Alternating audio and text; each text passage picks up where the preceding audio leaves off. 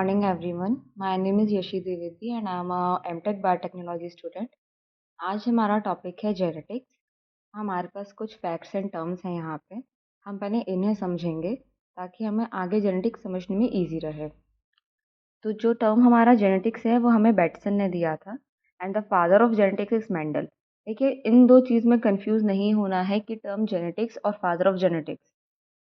Father of genetics मतलब जिन्होंने genetics को लाया, जिन्होंने इन्वेंट किया, ठीक है। और जेनेटिक्स टर्म जिसने दिया वो बैटसन है कि मतलब एक हमें टर्म तो चाहिए किसी चीज़ को डिफाइन करने के लिए। हमने कोई चीज़ इन्वेंट कर दी है बट हमें उसका नाम ही नहीं पता है। ओके।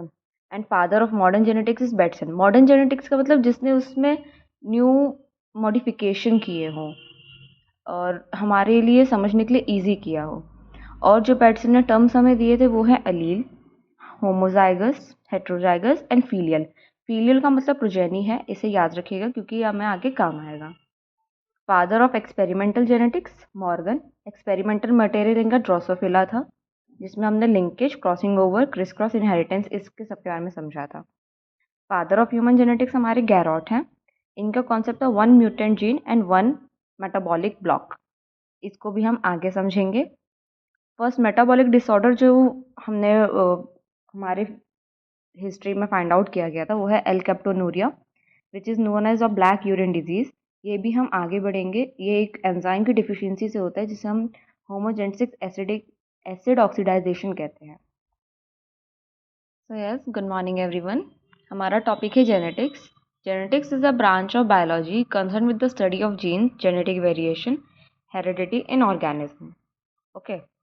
सो हम इससे क्या समझ में आ रहा है? जेनेटिक्स एक बायोलॉजी से जुड़ा हुआ टर्म है और एक बायोलॉजी से जुड़ा हुआ ब्रांच है जो कि हमें बताता है कि जीन्स में वेरिएशन कहाँ से आता है, जिसे हम जेनेटिक वेरिएशन कहते हैं।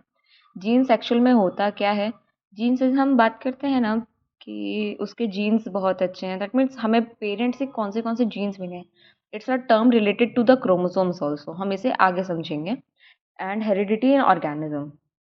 हेरिडिटी का मतलब क्या होता है? Transfer of traits from parents to the child. Heredity को हम एज अ एग्जाम्पल समझें तो कि हम जब कहते हैं कि एक बेबी बॉर्न हुआ है तो इसके आइज़ इसके फादर जैसी है, या इसकी नोज़ इसकी मदर जैसी है, या इसका फेस कट जो है इसका मदर या फादर जैसा है। तो हेरिडिटी का मतलब वो हुआ ट्रांसफ़र ऑफ ट्रेट्स। हमारे अंदर जो ट्रेट्स हैं हम उसे अपनी आगे की प्रोजेनी फीलियल में ट्रांसफ़र कर रहे हैं। तो heredity means transfer of traits from parents to the child. Variation का मतलब क्या होता है? Difference between parents and child. अब अगर पेरेंट और चाइल्ड दोनों सेम लगने लगेंगे तो एक दूसरे की कॉपी कहलाएंगे, क्लोन कहलाएंगे, ठीक है। तो उसे हम वेरिएशन कहते हैं, difference between parent and child. हम हमारे पेरेंट्स जैसे दिखते ज़रूर हैं लेकिन बिल्कुल उनकी कॉपी नहीं है। हमारे अंदर कुछ डिफरेंस है, हमारे अंदर उनका कुछ ट्रेट्स है। समझ रहे हैं आप लोग? तो variation means difference between parents and child. Genetics is a branch of biology concerned with the study of genes, genetic variation and heredity in organism, जिसमें हम वेरिएशन के बारे में भी स्टडी करते हैं। ओके। हमारे फादर ऑफ जेनेटिक्स क्या कौन है जिसमें हमने पता अभी पहले पढ़ा था, that is Gregor John Mendel. 1866 में इन्होंने हमारे पी प्लांट, जो गार्डन पी होती है, उसके ऊपर एक्सपेरिमेंट किया था। और ग्रेगर जॉन मेंडल के बारे में अगर हम पता करें तो he was a Austrian monk. Austrian monk मतलब वहाँ के कोई पंडित थे वो, जो चर्च में काम करते थे। उनकी पीरियड ऑफ स्टडी के बारे में का था 1856 to 1864।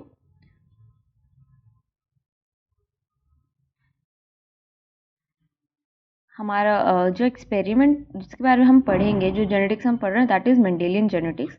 Mendel experiment P plant, उन्होंने 8 साल तक पी प्लांट पे काम किया था, which is known as Pisum sativum. ये टर्म आपको बहुत अच्छे से याद होना चाहिए।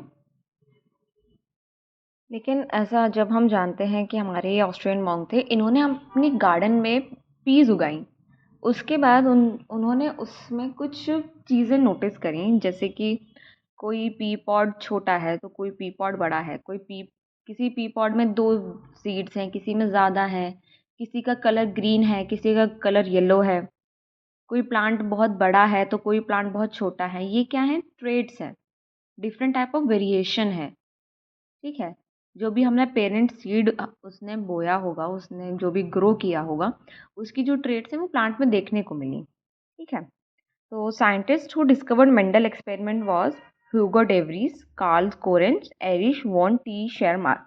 अब हम ये सोच रहे होंगे कि जब फादर ऑफ जेनेटिक्स हमारे ग्रेगर जॉन मेंडल हैं, जिन्होंने ऑलरेडी अपना एक्सपेरिमेंट रन कर लिया था, तो ये साइंटिस्ट ने क्यों उनका एक्सपेरिमेंट रन किया?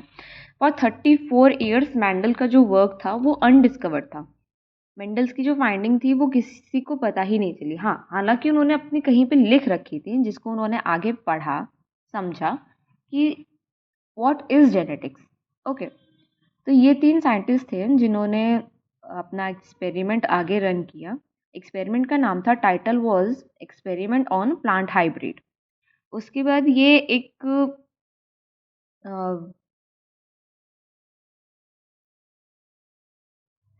आगे हम पढ़ेंगे कि मेंडल की फाइंडिंग्स को क्या कहा गया था, मेंडलिज्म और Mendel law of inheritance.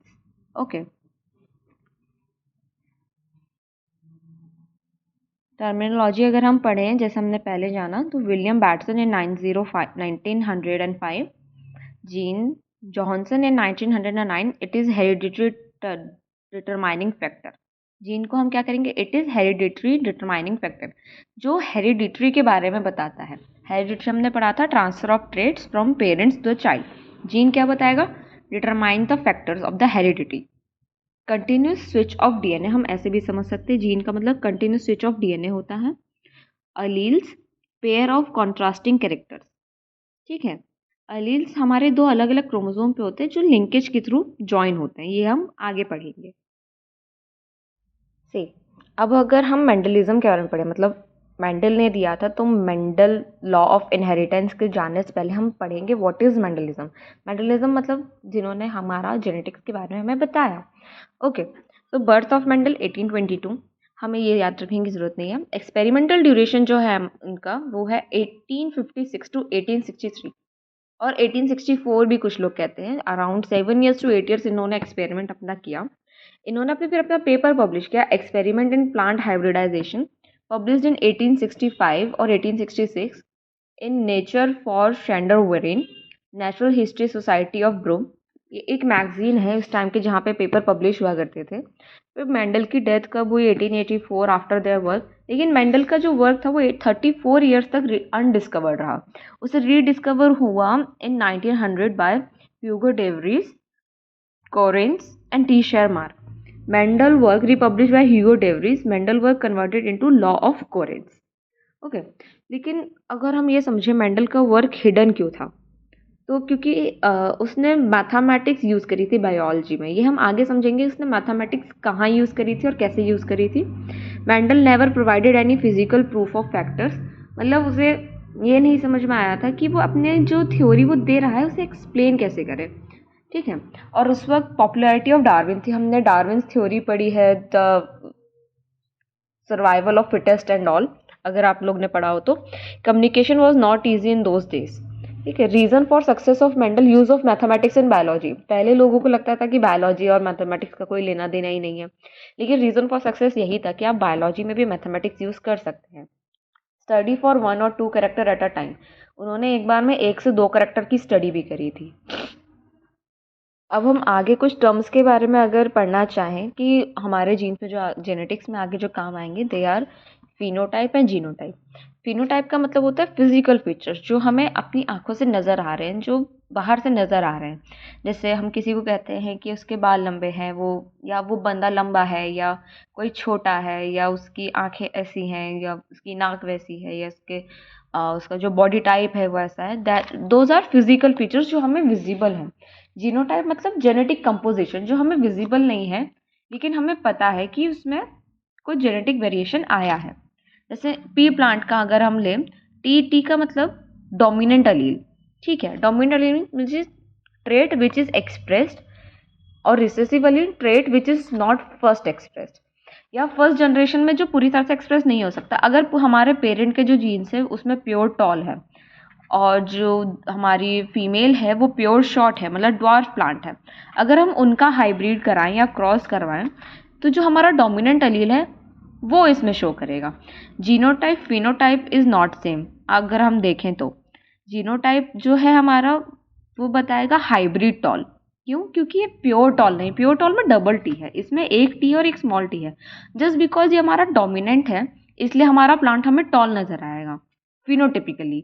Genotypically हम देखेंगे तो it's a hybrid tall plant. Dominant gene will always be expressed. Okay, ये पुनेट स्क्वायर है जिसको मेंडल ने यूज़ किया था फॉर देयर स्टडी। इसको हम आगे पढ़ेंगे कि ये कैसे वर्क करता है और इससे हम कैसे प्रोजेनी के बारे में फाइंड आउट कर सकते हैं। होमोजाइगस और हेट्रोजाइगस क्या होता है? होमोजाइगस मीन्स जिसमें हमारे जो जीन्स हैं वो सेम है, जिसमें जो हम ट्रेट देख रहे हैं वो सेम है, जैसे टी टी और स्मॉल टी स्मॉल टी। और हेट्रोजाइगस मतलब मिक्स्ड जीन्स, जैसे present one copy X chromosome in male and Y chromosome in female, ये हेमीजाइगस होता है। ठीक है, hemizygous is also a term. Homozygous क्या होता है? Both same, formed from the same. Heterozygous have different contrast character but dominant gene will always be shown. फिर हम पढ़ें हाइब्रिडाइजेशन क्या होता है।